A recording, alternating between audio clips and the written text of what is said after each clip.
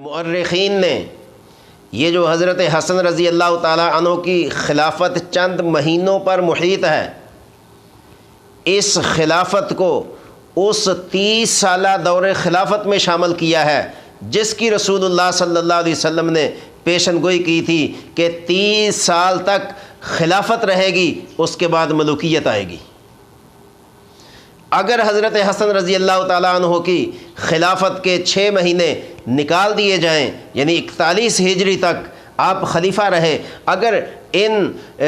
اس خلافت کے مہینوں کو نکال دیا جائے تو 30 سالہ دور خلافت مکمل نہیں ہوتا اور نبی پاک صلی اللہ علیہ وسلم کی پیشن گوئی مکمل نہیں ہوتی۔ لہٰذا حضرت حسن رضی اللہ تعالیٰ عنہ کے مکمل دور خلافت کو خلافت راشدہ میں شامل کرنا ہوگا، جس کی وجہ سے 30 سالہ دور خلافت خلفائے راشدین کا مکمل ہوتا ہے۔ تو سامعین، یہ حضرت حسن رضی اللہ تعالیٰ عنہ کے ہاتھ پر امت مسلمہ نے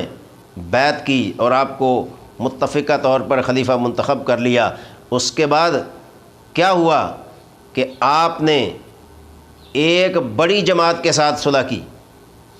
چونکہ حضرت امیر معاویہ رضی اللہ تعالیٰ عنہ دوسری طرف اہل شام کے حاکم تھے، تو بات چلتے چلتے یہاں تک پہنچ گئی کہ حضرت حسن رضی اللہ تعالیٰ عنہ نے اپنی خلافت جب تک آپ نے چاہا خلیفہ رہے، اس کے بعد آپ نے حضرت امیر معاویہ رضی اللہ تعالیٰ عنہ کے ساتھ صلح کر کے ان کے ساتھ مل کے ان کی بیعت کی اور ان کو متفقہ طور پر امیر المومنین تسلیم کیا۔ اور یہ حضرت حسن رضی اللہ تعالیٰ عنہ کا ذاتی فعل نہیں ہے، چونکہ رسول اللہ صلی اللہ علیہ وسلم نے فرمایا تھا یہ میرا نواسہ، یہ میرا بیٹا 2 مسلمانوں کے بڑے گروہوں میں یہ صلح کرائے گا، اور وہ نبی علیہ الصلوۃ والسلام کی پیشن گوئی یہاں آ کر مکمل ہوتی ہے، جس کے مصداق حضرت امام حسن رضی اللہ تعالیٰ عنہ بنتے ہیں۔ تو اس طریقے سے جو امت اس وقت افتراق اور انتشار کا شکار تھی، حضرت حسن رضی اللہ تعالیٰ عنہ کی وجہ سے پوری امت متفق ہو گئی اور امیر معاویہ رضی اللہ تعالیٰ عنہ کو متفقہ طور پر 41 ہجری میں امیر المومنین تسلیم کیا، اور اس کے بعد امیر معاویہ سن 60 ہجری تک تنہا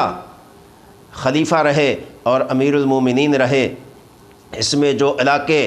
فتح یاب ہوئے اور جن علاقوں تک اسلام پہنچا، جن علاقوں تک امیر معاویہ رضی اللہ تعالیٰ عنہ نے محمد عربی علیہ السلام کے دین اور اسلام کے پرچم کو پہنچایا، وہ تو 64 لاکھ مربع میل اور 65,000 مربع میل کم و پیش اتنے بڑے رقبے پر امیر معاویہ رضی اللہ تعالیٰ عنہ نے اسلام کا پرچم اور دین کا پرچم لہرایا۔ تو سامعین، حضرت علی رضی اللہ تعالیٰ عنہ کے بعد حضرت امیر معاویہ رضی اللہ تعالیٰ عنہ تک یہ جو کئی سالوں پر محیط یہ دور ہے، یہ بڑا تاریخی دور ہے، اور اگر میں اس دور کے تاریخی واقعات کو بیان کرنے کی کوشش کروں تو اس کے لیے طویل و عریض وقت چاہیے، نشستیں چاہیے، تب بھی ان کی تاریخ مکمل نہیں ہوتی۔ تو حضرت حسن رضی اللہ تعالیٰ عنہ اور حضرت امیر معاویہ رضی اللہ تعالیٰ عنہ جب ان کی آپس میں صلح ہو گئی تو آج کون ہے جو ان کو انتشار اور افتراق کی طرف لے کے جائے اور ان کے درمیان فاصلے پیدا کرے اور ان کے